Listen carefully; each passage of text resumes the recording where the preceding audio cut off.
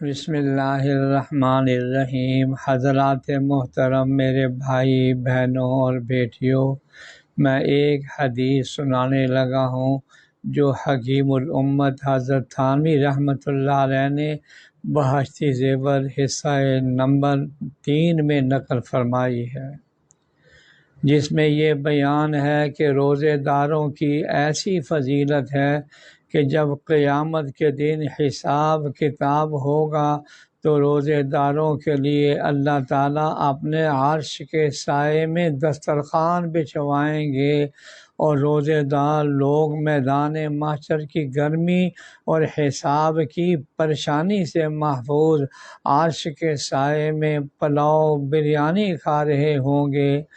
اللہ تعالیٰ کی طرف سے ان کی شاندار مہمانی ہوگی، اور قیامت کے دن جس کو عرش کا سایہ مل جائے گا اس کا حساب نہیں ہوگا، کیونکہ جہاں حساب ہوگا وہاں سایہ نہ ہوگا، اور جہاں سایہ ہوگا وہاں حساب نہ ہوگا، کیونکہ سایہ رحمت میں بلانا اور پھر مہمانی کرنا یہ مہمان کا اعزاز ہے، اور دنیا میں بھی کوئی میزبان اپنے معزز مہمان سے یہ سلوک نہیں کرتا کہ دعوت کے بعد اس سے حساب کتاب لے یا اس کو تکلیف دے۔ تو اللہ پاک تو ارحم الراحمین ہے، ان کی رحمت سے بعید ہے کہ عرش کا سایہ دے کر پھر حساب کتاب کی پریشانی اور دوزخ کے عذاب میں مبتلا کریں۔ اس لیے انشاء اللہ تعالی